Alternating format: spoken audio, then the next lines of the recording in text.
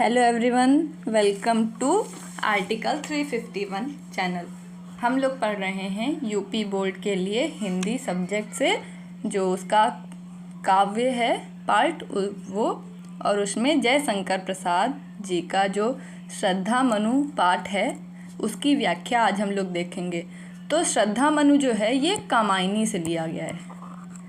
जयशंकर प्रसाद जी ने कामायनी लिखा है महाकाव्य, उसी से ये लिया गया है। और कामायनी में क्या है, 15 सर्ग हैं। 15 सर्ग हैं तो उसी में एक श्रद्धा सर्ग है, उसी से लिया गया है श्रद्धा मनु चैप्टर जो है। तो कामायनी की कहानी ऐसी है कि जो देवता थे, पहले पृथ्वी पे देवता रहते थे। देवता जो हैं वो पृथ्वी पे पानी मतलब बाढ़ आ गई, जैसे समुद्र जो है वो फैल गया और जो धरती थी वो पानी में डूब गई।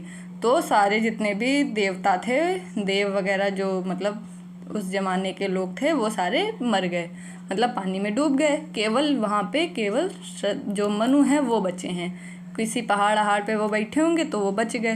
तो श्रद्धा जो एक स्त्री थी वो, तो उन्होंने मनु को ढूंढा क्या, वो भी टहल कूद रही थी इधर उधर, तो उनको एक दिन अचानक मनु दिख गए दूर से। तो पहाड़ पे मनु बैठे थे तो वो दिख गए उनको। तो वही श्रद्धा जो है आई हैं मनु के पास में और पूछ रही हैं कि तुम कौन हो, और वही इंट्रोडक्शन यहाँ पे होएगा। फिर इसमें क्या होगा कि श्रद्धा के जो सुंदरता है उसका वर्णन होगा। फिर श्रद्धा जो मनु है वो दुखी बैठे होते हैं, तो दुखी हैं क्योंकि वो उन्होंने प्रलय देखी है। जितने भी लोग थे उनके आसपास के वो सारे मर गए हैं, पानी में डूब गए हैं। और जितने भी लोग थे मतलब पानी में डूब गए। तो जो मनु हैं वो डिमोटिवेट हो गए, एकदम दुखी थकेले से बैठे हैं। तो श्रद्धा जो है इनको मोटिवेट करती हैं, मोटिवेट करेंगी, फिर ऐसे कहानी आगे बढ़ेगी। तो इसी को श्रद्धा, ये जो श्रद्धा मनु चैप्टर है इसमें वर्णन उसी चीज़ का है। तो इसकी व्याख्या हम लोग देखेंगे।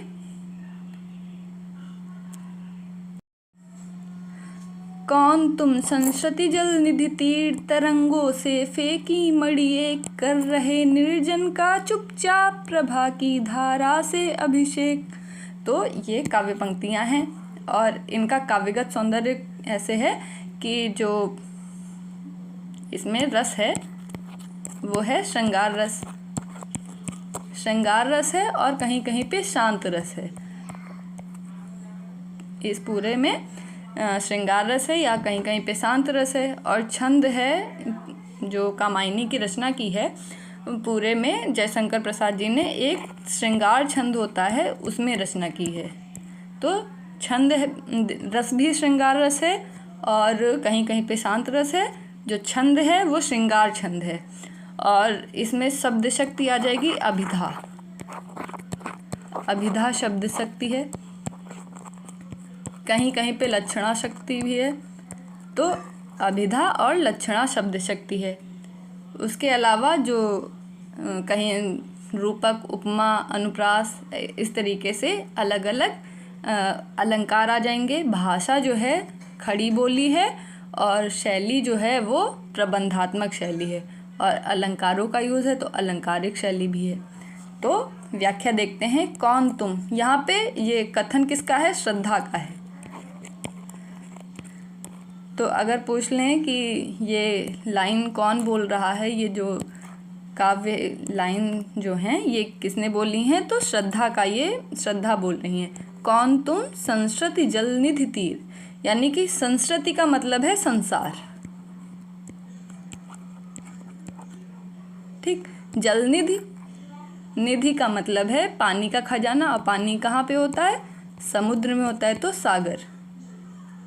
तो संस्कृति का मतलब है संसार और जलनिधि का मतलब होता है समुद्र और या फिर सागर, और तीर यानी कि किनारा।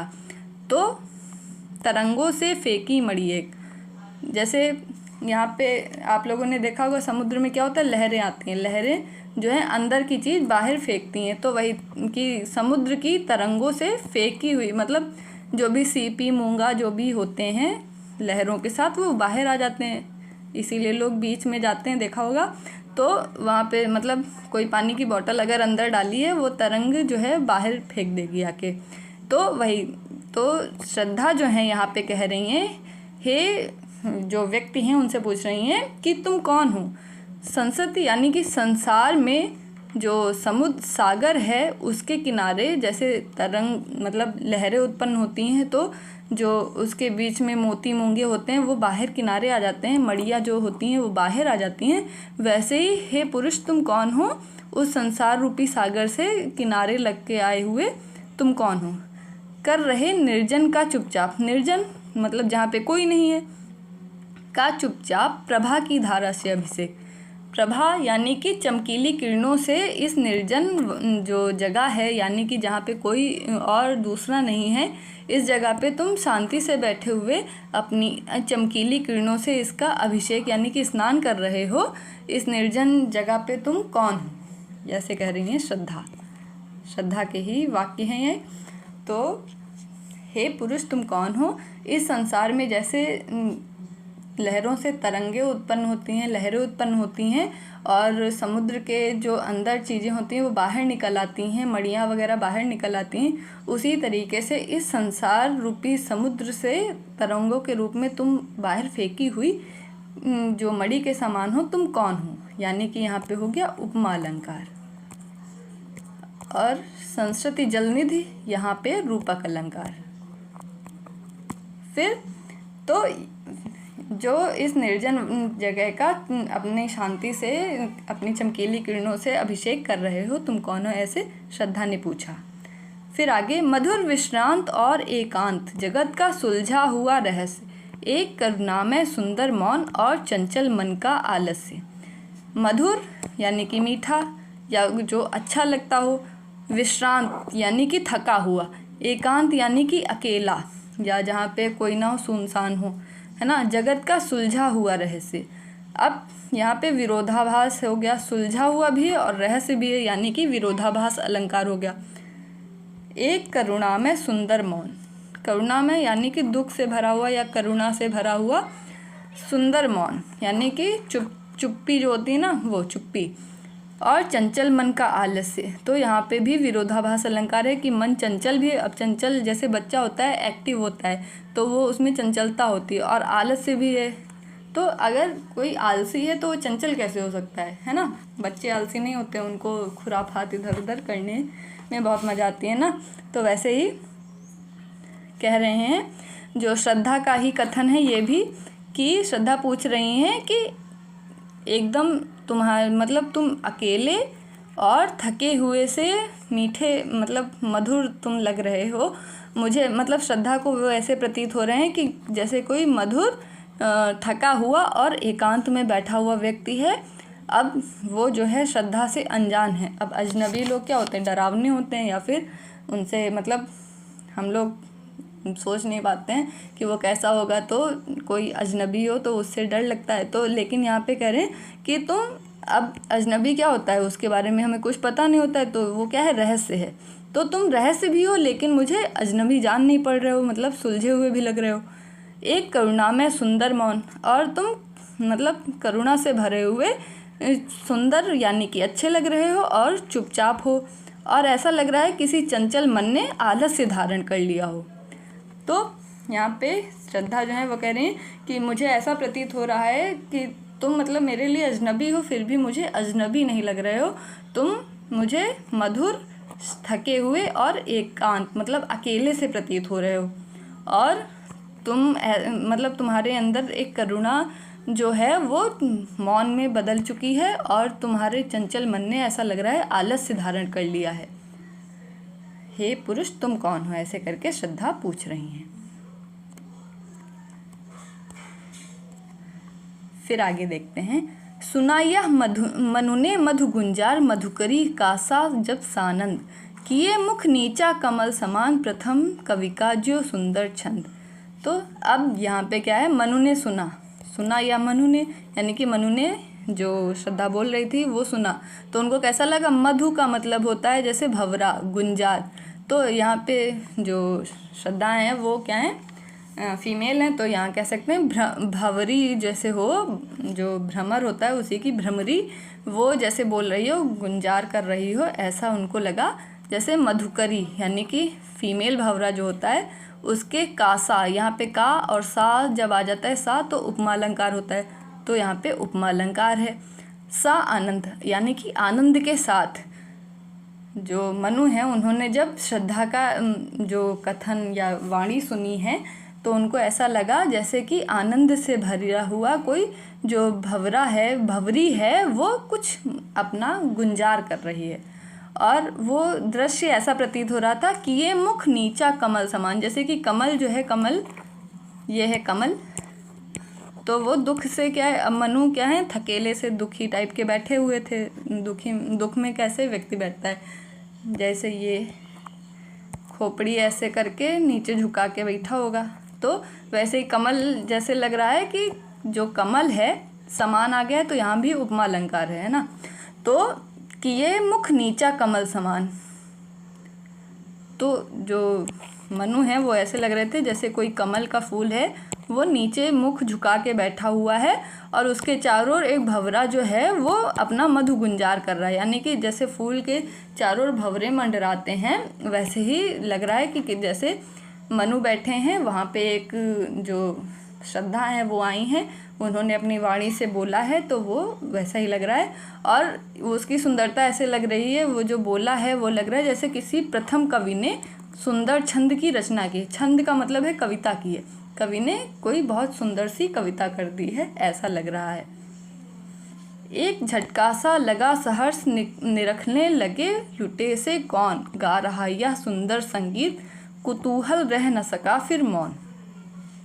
अब आवाज़ सुनने के बाद कैसा लगा, झटका यानी कि शौक लगा। कैसा, हर्ष के साथ। मतलब अभी तक मनु जो है सोच रहे थे दुनिया में वही अकेले बच्चे हैं, धीरे धीरे बुढ़ापा आएगा और वो भी मर जाएंगे। लेकिन जब उन्होंने किसी दूसरे व्यक्ति की आवाज़ सुनी, किसी दूसरे इंसान की आवाज़ सुनी, तो उनको क्या हुआ, आश्चर्य हुआ और खुशी भी हुई। निरखना का मतलब होता है निरखना, देखना। लुटे से कौन गा रहा यह सुंदर संगीत, कुतूहल यानी कि मन में जो जिज्ञासा होती है, किसी चीज़ को जानने की इच्छा होती है ना, वही कुतूहल होता है। रह न सका फिर मौन। तो जब मनु ने ये सोचा, जब वाणी उनको सुनाई दी किसी दूसरे इंसान की, तो उनको आश्चर्य हुआ, खुशी से वो मतलब उनको आश्चर्य हुआ और वो एकदम जैसे कोई लुटे से यानी कि स्तब्ध हो गए और वो स्टैचू बन के देखने लगे किसको, क्योंकि दूसरे व्यक्ति की आवाज़ है, वो भी स्त्री की है और सुंदर स्त्री है, तो उसको देखने लगे, तो वो एकदम देखते रह गए स्टैचू बन के। और क्या देखा कि ये संगीत कौन गा रहा है, मतलब ये आवाज़ किसकी है, ये सुंदर वाणी किसकी है। उनके मन में जो कुतूहल था यानी कि जिज्ञासा थी, वो मतलब चुप रह के नहीं रह सकी, उन्होंने अपना गर्दन उठाया और देख ही लिया कि कौन है। मतलब जो मनु हैं वो सिर झुका के बैठे थे, जब उनको आवाज़ सुनाई दी तो उनके मन में इतनी जिज्ञासा जागी और मतलब देखने लगे कि ये कौन है ऐसे। और देखा वह सुंदर दृश्य नयन का इंद्रजाल अभिराम, कुसुम वैभव में लता समान, चंद्रिका से लिपटा घनश्याम। और देखा यानी कि अब सिर उठा के देखा, क्या देखा, बहुत सुंदर सा दृश्य। अब मतलब मनु जो श्रद्धा हैं, गंधर्व स्त्री हैं, तो सुंदर तो होंगी, और तो वो क्या था, बहुत सुंदर, वो बहुत सुंदर हैं। तो जो मनु है उन्होंने देखा बहुत सुंदर सा दृश्य। नयन का इंद्रजाल अभिराम, इंद्रजाल का मतलब है जादू, जैसे वशीकरण हो जाता है वैसे अभिराम का मतलब होता है सुंदर। तो उसकी आंखों में इतनी सुंदरता थी, उसको देख के वो एकदम जैसे कोई वशीकरण होता है वैसे उनको लगने लगा। कुसुम वैभव में लता समान, कुसुम वैभव जो है देखिए यहाँ पे रूपक अलंकार है, जब ये डैश लगा होता है वहाँ पे रूपक अलंकार होता है। तो जैसे पुष्पों का सुंदरता होती है, जो पुष्प मतलब लताओं में क्या होता है, समान भी आ गया है, तो यहाँ पे उपमा अलंकार है। सम, सरिस, समान ऐसे शब्द आ जाते हैं तो वहाँ पे उपमा अलंकार होता है। अब कह रहे हैं कि जैसे लताओं में, लताओं का मतलब खजाना क्या होता है, उसकी जो कलियां हैं, फूल हैं, उनमें जो सुंदरता होती है वही तो उनका खजाना है। तो जैसे लताओं में सुंदरता होती है उनके फूलों की, तो लताओं में जैसे फूलों की सुंदरता होती वैसे ही वो फूलों के समान सुंदर लग रही थी।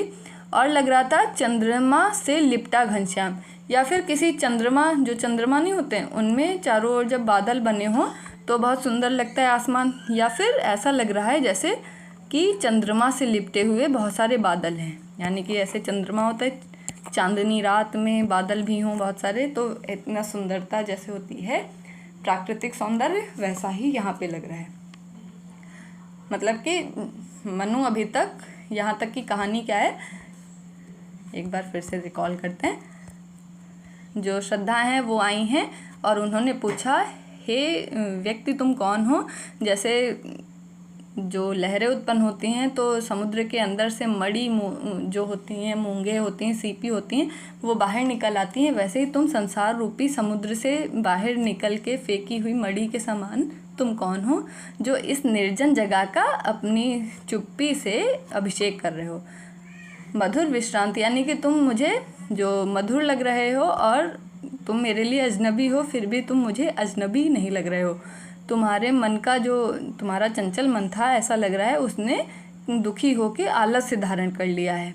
जब मनु ने ये सब आवाज़ सुनी, वाणी सुनी, तो वो क्या था, सिर झुका के दुखी हुए बैठे थे। लेकिन जब उनको आवाज़ सुनाई दी, वो ऐसा लगा जैसे कोई भंवरी जो है वो कमल के फूल के चारों आवाज़ कर रही है, बहुत आनंद से झूम रही है। तो ये ऐसा दृश्य लग रहा था जैसे किसी कवि ने सुंदर छंद की रचना कर दी हो या कविता कर दी हो। और उनको, मतलब मनु को यहाँ पे एक झटका सा लगा है, बहुत खुशी का आश्चर्य हुआ है। और वो क्या है, जब उसको देखा तो एकदम स्तब्ध, लुटे से यानी कि स्तब्ध रह गए। और उनके मन में, क्योंकि ये आया, उनके मन में जिज्ञासा हुई कि ये सुंदर, जो इतनी सुंदर वाणी किसकी है, देखें। और उन्होंने जब देखा सिर उठा के, तो उनको मतलब एकदम वशीकृत हो गए उनकी सुंदरता पे। ऐसा लग रहा था लताओं में जैसे सुंदरता होती है, फूलों की और मकरंद की सुगंध होती है, वैसे ही। या फिर ऐसा लगा जैसे कि चंद्रमा के चारों ओर घन जो बादल हों उनका आवरण हो। जैसे रात में चंद्रमा सुंदर लगता है आकाश में बादलों से घिरा हुआ, वैसे ही उसकी सुंदरता थी। अब आगे देखते हैं। हृदय की अनुकृति बाह्य उदार, एक लंबी काया उन्मुक्त, मधु पवन क्रीड़ित, जो शिशुशाल सुशोभित हो सौरभ संयुक्त। यानी कि हृदय, अब जो स्त्री है उनकी जो, मतलब कि श्रद्धा जो है, उनके बारे में यहाँ पे उनकी जो सुंदरता मनु ने अपनी आँखों से देखी, उसका वर्णन है कि वो कैसी प्रतीत हो रही थी। उनके हृदय की अनुकृति, यानी कि जो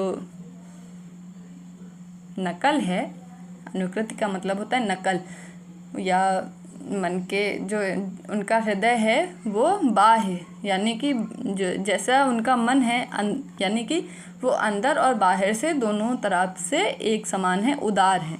यानी कि हृदय, श्रद्धा, जैसे कुछ लोग होते हैं वो जैसे बाहर दिखाते हैं वैसे होते नहीं हैं, मतलब मन में बहुत चालू चपड़ टाइप के हैं और दिखाएंगे हम बहुत मासूम से हैं, एकदम दुखियारे से, और दुनिया में सबसे अच्छे हम ही हैं, लेकिन मन के एकदम काले होते हैं। लेकिन यहाँ पे जो श्रद्धा हैं वो ऐसी हैं कि उनका जैसा मन है वैसे ही वो बाहर भी है, मतलब कि जैसा उनका, जैसा वो सोचती हैं वैसा ही करती हैं, ऐसे तरीके की हैं। एक लंबी काया उन्मुक्त, अब क्या है, वो उनकी जो हाइट है उसका वर्णन है कि उनकी लंबाई जो है लंबी है, वो लंबी है। उन्मुक्त का मतलब होता है स्वतंत्र, और स्वतंत्र तरीके से दिख रही हैं। कैसे दिख रही हैं? मधु का मतलब होता है बसंत ऋतु। तो बसंत ऋतु कौन सी होती है? मार्च अप्रैल में जो होती है ना, होली के टाइम पे, वो होती है बसंत ऋतु। उसमें बहुत सारे फूल वगैरह खिले होते हैं। इससे पहले वाले चैप्टर में हम लोग पढ़ चुके हैं, मुझे फूल मत मारो, उसमें मधु आया था, तो मधु का मतलब होता है बसंत। अच्छा, वो चैप्टर का नाम बताएंगे, किसने लिखा है, क्या कहानी थी, ठीक है, कमेंट करेंगे। तो मधु पवन क्रीड़ित जो शिशुशाल, तो बसंत की ऋतु में क्रीड़ित का मतलब है खेलता हुआ, शिशु शॉल, साल, साल का पेड़ होता है ना पहाड़ों पे, साल, सागौन, ये सब वृक्ष होते हैं।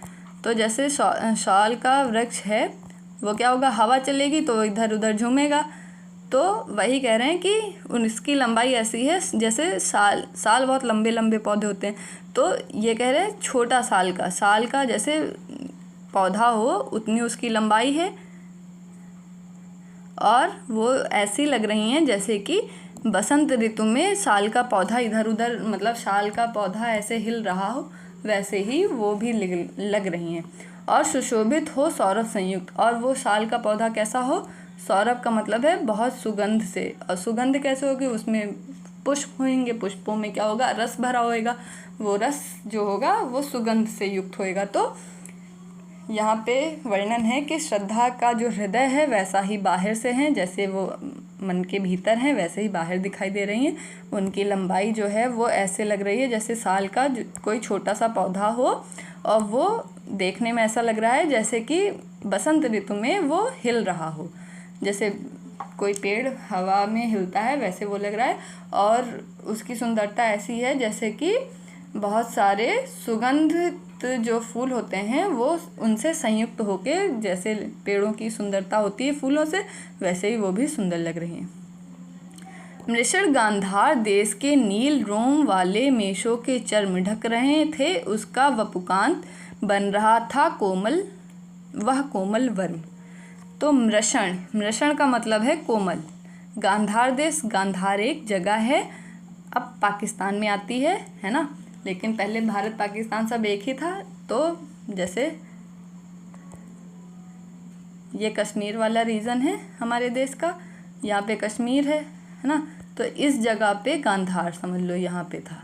तो गांधार क्या है, अब पहाड़ों वाला क्षेत्र है।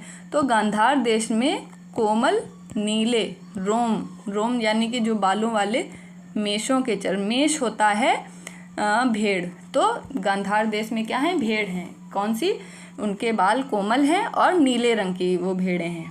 उनके चर्म यानी कि उनके चमड़े से बना हुआ ढक रहे थे उसका वपुकांत। वपु का मतलब होता है सुंदर, और कांत मतलब कि शरीर। बन रहा था वह कोमल, कोमल वर्म का मतलब है कवच।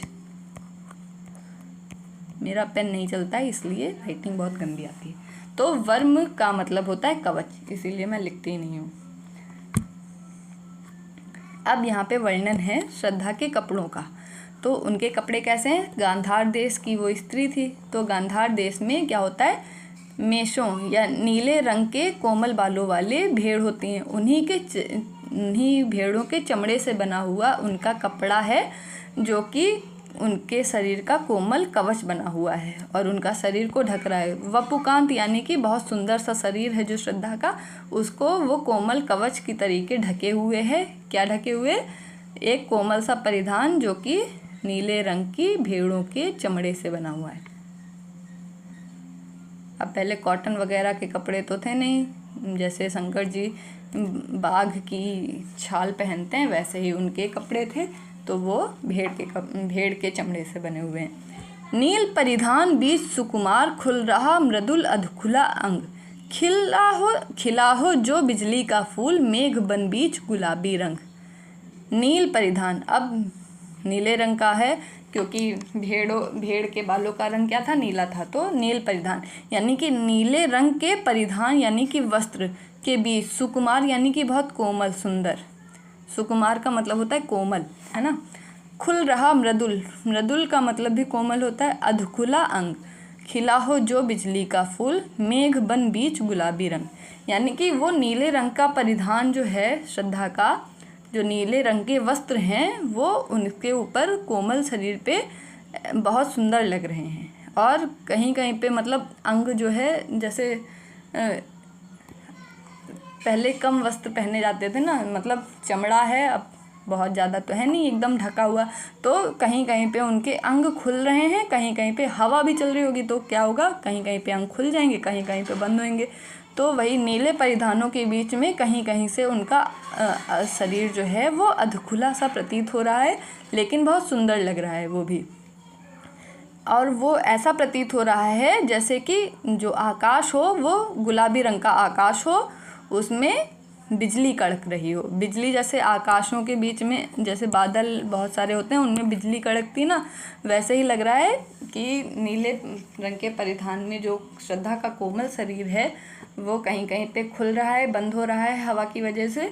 तो वो ऐसा लग रहा है जैसे कि गुलाबी रंग के आकाश के बीच में बिजली का फूल, बिजली यानी कि जो तड़ित बिजली होती है ना, आकाश बिजली, वो जैसे चमक के सुंदर दिखाई देती है, वैसे ही यहाँ पे लग रहा है कि आकाश के जो बगीचे में बिजली खिलाई हो।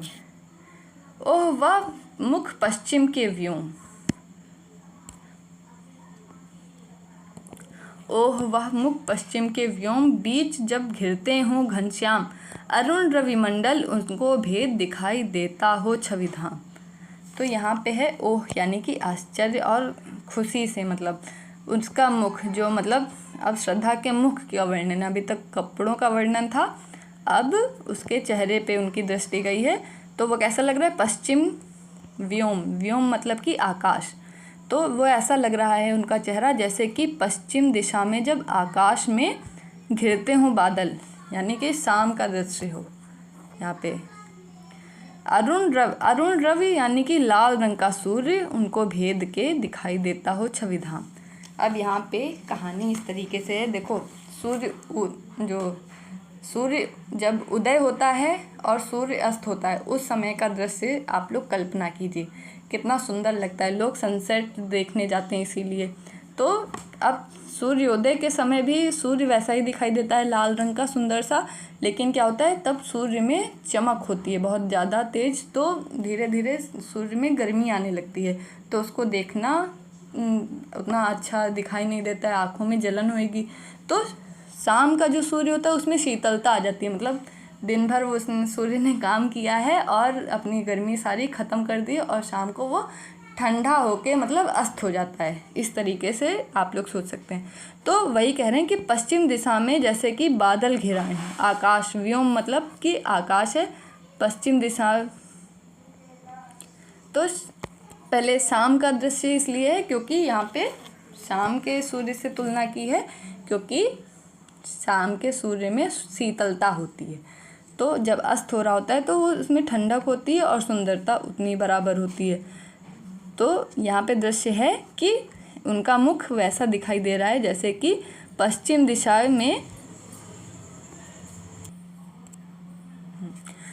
तो इन लाइन का अर्थ है कि जो उनका चेहरा है श्रद्धा का, वो ऐसा लग रहा है जैसे कि पश्चिम शाम का टाइम है, जो सूर्यास्त का टाइम होता है, उस टाइम पे पश्चिम दिशा में के आकाश में बहुत सारे बादल घिराए हों। और जब बादल घिराएंगे, ऐसे बादल घिराए हैं, अब उसमें क्या होता है, जब सूर्य क्या होता है, चमकता है, तो सूर्य जो है उसके बीच में दिखाई देगा।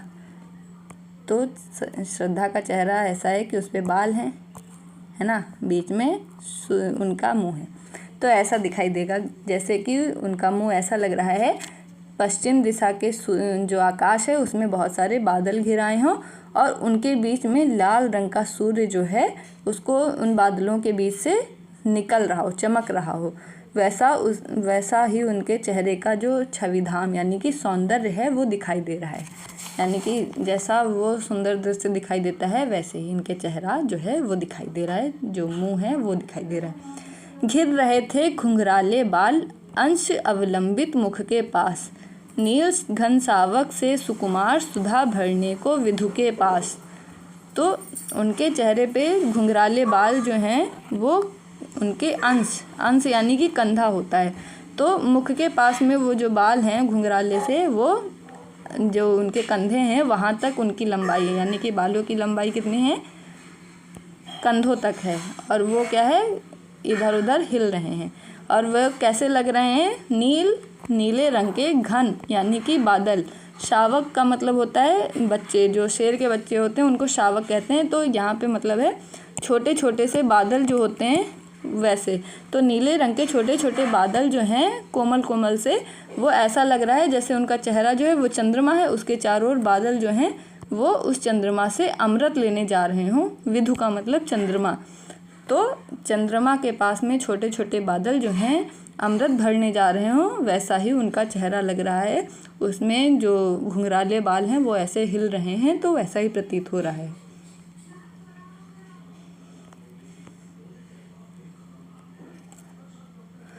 और मुख पर वह मुस्कान, रक्त किसलय पर ले विश्राम, अरुण की एक किरण अम्लान, अधिक अलसाई हो अभिराम। अब जो उनके चेहरे पे यानी कि श्रद्धा के ही सौंदर्य का वर्णन है पूरा। तो श्रद्धा जो है उन मुख पर उनके मुस्कान है। मुस्कान कैसी है? रक्त किसलय। किसलय का मतलब होता है जो एकदम पेड़ में एकदम छोटा सा नया नया पत्ता खिला हो। अब जो नए पत्ते खिले होते हैं, मतलब नए पत्ते जब उगते हैं, खिलते तो फूल हैं, तो नया जो पत्ता होता है वो पहले लाल रंग का होता है, कुछ लाल रंग का और छोटा सा होता है। तो ऐसे ही होठों की आकृति होती है। तो उनके चेहरों का जो चेहरे पे मुस्कान है वैसे ही लग रही है जैसे कि लाल रंग का जो उसकी कोमलता ऐसी है, मतलब उनके होठों की जैसे लाल जो पत्ता होता है नए एकदम जब नया नया पत्ता खिला होता है वो लाल रंग का और कोमल सा होता है, वैसे ही उनके होठों की सुंदरता है और वो मुस्कान वैसी ही लग रही है। अरुण की एक किरण अम्लान। अम्लान का मतलब है चमकीली। अम्लान का मतलब होता है चमकीली। अरुण का मतलब होता है लाल रंग का सूर्य। और मतलब उस पर क्या है, जो मुस्कान है उसमें क्या है, चमक है। चमक कैसी है? जैसे कि लाल रंग के सूर्य की कोई चमकीली सी चमक हो। यानी कुछ लोगों की मुस्कान इतनी, जैसे कोलगेट का एक एक्स्ट्रा वाइट वाला पेस्ट का ऐड आता है, उसमें दिखाते हैं एक्स्ट्रा दांत चमकते हुए। तो ऐसे ही जो श्रद्धा हैं उनके चेहरे की मुस्कान है वो ओठों की आकृति और उनकी कोमलता ऐसी है जैसे नया नया कोई पत्ता खिला होता है और वो क्या होता है, लाल रंग का पत्ता हो। मतलब पत्ते हमेशा ही पहले हरे हरे नहीं उगते हैं, कुछ पहले अलग रंग के होते हैं, धीरे धीरे क्या होता है, हरे हो जाते हैं। और उस पर जो मुस्कान में चमक कैसी है, जैसे कि लाल रंग के सूर्य की एक किनारे पे चमक मतलब किरण पड़ रही हो। और कैसी लग रही हो, वो अलसाई सी सुंदरता, सुंदर भी है और अलसाई भी है। फिर कहा मनु ने नभ धरणी बीच, बना जीवन रहस्य निरूपाय, एक उल्कासा जलता भ्रांत, शून्य में फिरता है असहाय। अब ये कथन किसका है? मनु का है। मनु कह रहे हैं कि यहाँ तक वर्णन था श्रद्धा का और श्रद्धा ने ही कथन कहा था। अब यहाँ पे मनु बोले हैं। मनु बोले क्या? नभ यानी कि आसमान और धरणी यानी कि धरती के बीच बना जीवन रहस्य निरूपाय। निरूपाय मतलब कि उद्देश्यहीन हो गया है, कोई जीवन में क्या है, उद्देश्य नहीं पता चल रहा है और उपाय जो हैं मतलब कोई प्लान वगैरह नहीं है। एक उल्का सा जलता भ्रांत। उल्का क्या है? जैसे आकाश में टूटते हुए तारे दिखाई देते हैं, उसी के तरीके उल्का पिंड होते हैं। तो उल्का यानी कि तारे। सा जलता भ्रांत। शून्य, शून्य का मतलब होता है आकाश में फिरता असहाय। तो जो मनु हैं यहाँ पे कह रहे हैं, एकदम नीरस सी बातें इन्होंने कह दी कि आकाश और धरती के बीच में मेरा जीवन जो है एकदम उपायहीन है, उद्देश्यहीन उपायहीन मेरा जीवन हो गया है। जैसे कि आकाश में कोई टूटा हुआ तारा, मतलब टूट के वो ज़मीन पे नहीं गिरा है, वो उसी आकाश में घूमता रह रहा है, वैसे ही मेरा जीवन भी दिखाई दे रहा है।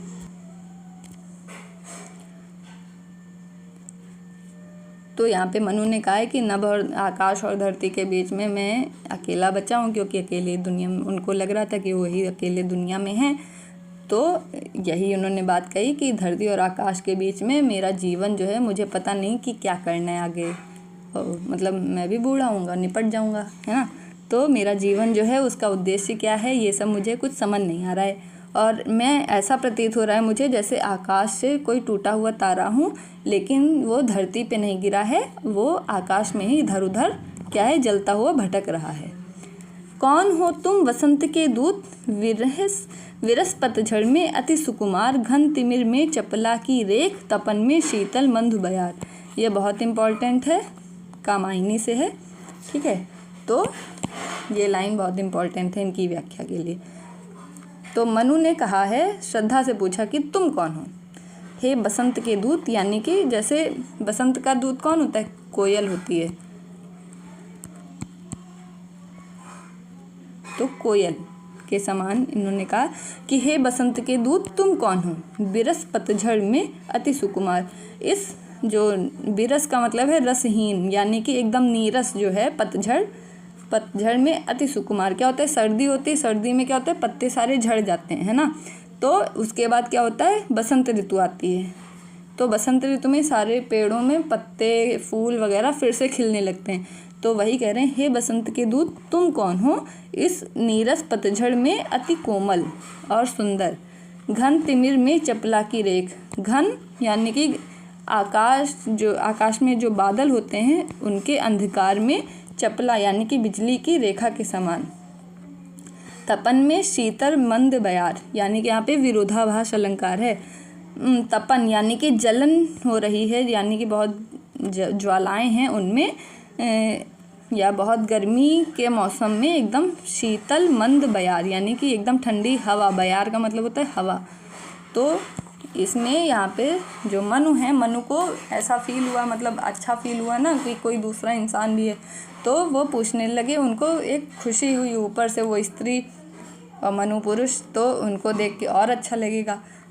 तो मनु ने पूछा, हे बसंत के दूत तुम कौन हो, मुझे ऐसे प्रतीत हो रहा है जैसे इस नीरस या रसहीन पतझड़ में तुम अति सुकुमार और कोमल। बसंत के दूत तुम कौन हो, तुम मुझे ऐसे प्रतीत हो रहे हो जैसे कि बादल से घिरे आसमान में, अंधकार से घिरे आसमान में जैसे बिजली की रेखा, यानी कि बहुत काले काले बादल हो, उनमें बिजली या लाइट चमक जाए, तो वैसे बिजली की रेखा के समान, यानी कि अंधेरे में लाइट रोशनी भरने वाली चीज़ तो पॉजिटिव हो गई।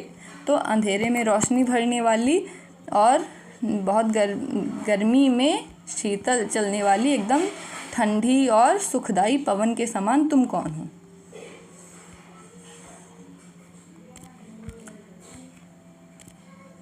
लगा कहने आगंतुक व्यक्ति मिटाता उत्कंठा सविशेष, दे रहा हो कोकिल सानंद सुमन को जो मधुमय संदेश। आगंतुक, अब यहाँ पे पूछा जा सकता है आगंतुक कौन है। आगंतुक जो आया हुआ हो, और आई कौन है, श्रद्धा आई हैं। तो आगंतुक के बारे में पूछें। अब यहाँ पे कहने लगा कहने, तो लगा यानी कि जैसे आदमी के लिए कहा जा रहा है, लेकिन श्रद्धा क्या स्त्री हैं, तो आगंतुक व्यक्ति। तो यहाँ पे जो कन्फ्यूज़न हो सकता है कि कोई लड़का होगा, लेकिन यहाँ पे श्रद्धा के लिए कि लगा कहने आगंतुक व्यक्ति, जो आया हुआ है यानी कि श्रद्धा अब कह रही हैं। क्या कह रही हैं, मिटाता उत्कंठा। उत्कंठा यानी कि मन की परेशानी, गांठें जो होती हैं उनको मिटाने के लिए। जब श्रद्धा कुछ बोली हैं तो मतलब जो मनु है उनके मन की उत्कंठा, परेशानी और जिज्ञासा थी वो मिटने लगी। क्या है, और वो ऐसे लग रहा था, दे रहा हो कोकिल सानंद। कोकिल यानी कि कोयल, आनंद से भरी हुई, सुमन का जो मधुमय संदेश, यानी कि जब मनु की बातें जो हैं श्रद्धा ने सुनी तो श्रद्धा उत्तर दे रही हैं, उत्तर देने लगी। तो वो ऐसा लगा जैसे कि मनु के मन की जो गांठें हैं वो सारी खुल जाएंगी, और वो ऐसा प्रतीत होने लगी जैसे कि कोई कोयल जो है, जैसे कुहू कुहू की आवाज़ देख के बसंत ऋतु के टाइम पे वो बोलती है ना, वैसे ही लगने लगा जैसे कि फूल खिलने के सुंदर सुंदर संदेश जो हैं वो देने लगा हो। अब यहाँ पे ये कथन फिर से श्रद्धा के हैं। यहाँ पे फिर से श्रद्धा बोलने लगी, भरा था मन में नव उत्साह, सीख लूँ ललित कला का ज्ञान। तो जो श्रद्धा है वो कह रही हैं कि मेरे मन में क्या था, नवीन उत्साह भरा हुआ था। 15 से 18 की एज की हैं श्रद्धा यहाँ पे इस तरीके से। तो किशोरावस्था में तो उनके मन में क्या था, उत्साह भरा हुआ था, एकदम जोश से भरी हुई श्रद्धा थी। उनके मन में था कि वो ललित कलाएं सीख ले। ललित कलाएं का मतलब है गायन, वादन, नृत्य वगैरह, वो सब चीज़ें सीख लें, इसलिए वो इधर उधर क्या था, घूम रही थी। इधर रह गंधर्वों के देश, पिता की हूँ प्यारी संतान। यानी कि अब वो अपना पता बता रहे हैं कि कहाँ रहती थी। तो वो अपने कह रही हैं कि मैं पिता की प्यारी संतान हूँ, मैं अपने पिता की प्यारी संतान हूँ और इधर गंधर्वों के देश में रहती हूँ। दृष्टि जब जाती हिमगिरी ओर, प्रश्न करता मन अधिक अधीर, धरा की यह सिकुड़न भयभीत, आह कैसी है यह क्या है पीर। तो यहाँ पे कह रही हैं श्रद्धा की अब गंधर्वों के देश में रहती थी और उनकी जो है हिमगिरी यानी कि हिमालय की ओर उनकी नज़रें पड़ती थी। तो उनके मन में क्या होता था, अधीर यानी कि धैर्यहीन, मन जो है दुखी होके, और उनके मन में बहुत ही मतलब जिज्ञासा हो जाती थी, एकदम जो मन है वो धैर्य जितना था वो खो देता था कि वहाँ पे देखूं जाके कि वो जो पृथ्वी के बीच में सिकुड़न है वो कैसी है, धरा के बीच में, मतलब एकदम ज़मीन प्लेन है उसके बीच में कहीं पहाड़ है, तो क्या है सिकुड़न, यानी कि जैसे कोई कपड़ा हो ऐसे उसमें को सिकोड़ दो तो ऐसे सिकुड़न बन जाएगी। तो वही कह रहे हैं कि श्रद्धा जो है वो कह रही है मेरी दृष्टि उस हिमालय की ओर जाती थी और मेरे मन में मतलब बहुत जिज्ञासा होती थी, मेरा मन अपना धैर्य खो देता था कि मैं वहाँ जाऊँ और देखूँ ये धरा के बीच में सिकुड़ जो भयभीत यानी कि डराने वाली सिकुड़न कैसी है, आह कैसी है और ये किसकी पीड़ा है, यानी कि ये मतलब एकदम कहीं फोल्ड पड़ गया है तो वो दुख और पीड़ा ये किसकी है, ये ऐसे श्रद्धा कहती हैं। बढ़ा मन और चले ये पैर, शैल मालाओं का श्रृंगार, आँख की भूख मिटी यह देख, आह कितना सुंदर संभार। यानी कि अब उनके मन में और जिज्ञासा बढ़ने लगी और उनके पैर जो हैं अपने आप उन शैल मालाओं की ओर चले। शैल यानी कि पहाड़ों की और मालाएं यानी कि बहुत सारी जो पर्वत हैं उनकी मालाओं की ओर चले। तो हिमालय क्या है, अब पर्वत जो होते हैं बहुत सुंदर होते हैं, तो वही कह रहे हैं कि उनकी मतलब आह कितना सुंदर संभार। संभार यानी कि ऐश्वर्य, खजाना या वैभव, है ना, यानी कि सुंदरता एक तरीके से कह सकते हैं। पहाड़ों की जो सुंदरता थी उसको देख के इनकी आँखों की जो भूख थी और मन की जिज्ञासा थी वो सारी एकदम मिट गई। कैसे, उनका मन जो था, उनके मन में जिज्ञासा बढ़ी, श्रद्धा के मन में, यहाँ पे श्रद्धा के मन में जिज्ञासा थी वो इतनी बढ़ गई कि उनके पैर अपने आप ही उन शैल मालाओं की ओर या उस हिमालय की ओर अपने आप चल दिए और उसकी सुंदरता को देखते देखते उनकी आँखों की जो भूख थी और हिमालय के बारे में जानने की इच्छा थी वो सारी धीरे धीरे ख़त्म हो गई। मतलब उन्होंने खुद देख लिया और उसकी सुंदरता को एक्सपीरियंस कर लिया। यहाँ देखा कुछ बलि का अन्न, भूत हित रत किसका यह दान, इधर कोई है अभी सजीव, हुआ ऐसा मन में अनुमान। तो अब क्या है, इनको श्रद्धा को भी पता चला कि प्रलय आ गई है, सब लोग डूब गए हैं, तो अब कोई दुनिया में बचा नहीं है, केवल ये पहाड़ों की ओर घूम रही थी तो यही पहाड़ों पे बची हैं। तो अब यहाँ पे वही कह रही हैं कि श्रद्धा ने मनु को ढूंढा कैसे। तो मनु जो है गुफा में रहते हैं, जैसे गुफा में तो लोग क्या होता है दान खाने से पहले दान वगैरह निकाल के, जैसे देखा होगा कुछ लोग रोटी से कौड़ तोड़ के किनारे रखते हैं गाय वगैरह के लिए, तो वैसे ही बलि यानी कि दान का अन्न। तो श्रद्धा ने देखा दान का अन्न, भूत हित रत यह किसका दान, यानी कि प्राणियों के लिए, भूत हित रथ यानी कि प्राणियों के लिए यह किसका दान है, इधर कोई है अभी सजीव, हुआ ऐसा मन में अनुमान। अनुमान का मतलब है ऐसा उनके मन में आया कि गैस किया उन्होंने, श्रद्धा ने, कि यहाँ पे मतलब खाना है, अगर खाना है तो उसको खाने वाला भी होएगा कोई, तो यही श्रद्धा ने अनुमान किया कि यहाँ पे कोई सजीव बच्चा है। कैसे कि श्रद्धा ने देखा बलि का अन्न, यानी कि किसी प्राणी के लिए, जैसे कोई प्राणी खाने से पहले अपना थोड़ा सा खाना किनारे रख देता है दान के लिए, वैसे ही श्रद्धा ने देखा कि ये दान का अन्न रखा है, किसी ने रखा ही होगा, अगर खाना है तो किसी ने खा के रखा होगा या किसी ने खा के निकाला होगा। तो उनके मन में ऐसा अनुमान हुआ कि यहाँ पे और भी कोई प्राणी है। अब तपस्वी क्यों हो इतने क्लांत से, अगली क्लास में हम लोग पढ़ेंगे। आई होप आपको ये समझ आया होगा अच्छे से, बहुत सरल तरीके से बताने की कोशिश की है।